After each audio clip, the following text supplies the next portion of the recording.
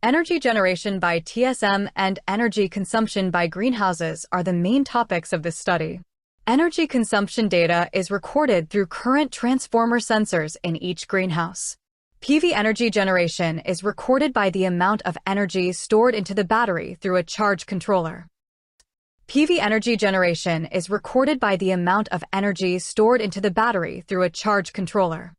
The monthly electricity generated by TSM is the accumulated daily PV production for the month. This graph presents PV energy generation from February to July in 2026.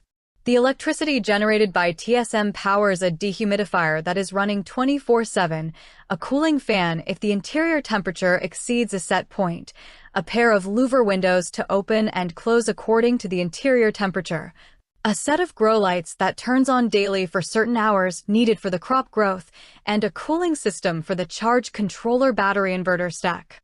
A delicate usage arrangement is planned for each month according to the solar resource. Overusage would cause battery overdischarge, but underusage would not record PV production accurately. Other than these consumptions, heater, watering valve, and the sensor network energy use are on the grid and recorded through CT sensors. In the control greenhouse, all energy consumption is supported by the grid. They're a dehumidifier, 2 louvers, a fan, a heater, a watering valve, and a sensor network. It is worth remembering that the local solar resources at Vancouver, Washington are relatively low compared with the rest of the U.S. regions. This solar map illustrates the solar hours at various U.S. regions. In Vancouver, Washington, total solar radiation is about 5 kilowatt-hours per square meter per day annually, while the DNI is only 3 kilowatt-hours per square meter per day on the annual average. Therefore, TSM will produce more electricity in other regions, especially in the Sun Belt region. The maximum recorded TSM PV power is 540 watts in May 2026.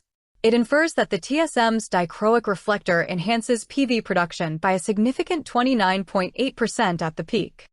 The energy used for heating in winter is quite high. As discussed in parts 2 and 3 in this series, TSM retains heat better than the control greenhouse in cold days and nights. Consequently, TSM greenhouse uses less heating energy in winter. However, the PV energy produced by TSM in winter is very low due to the local solar resources. As temperature warms up, the energy for heating drops quickly and PV production picks up in April.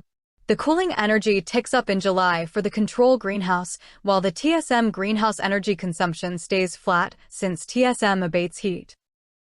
The energy graph puts the energy generation plot from the TSM together with the energy consumption plots. Clearly, there is a net energy gain between generation and consumption starting in May.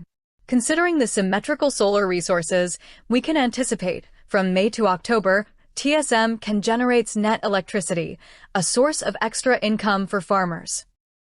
In summary, TSM generates net electricity from May to October. The crop yields from TSM greenhouse are better than the control greenhouse since all those crops are C3 crops which prefer cool, wet, and moderate weather. Combining with other mentioned benefits, water saving, heating energy reduction, and faster healthy crop growth, we believe TSM is right for growers in many regions.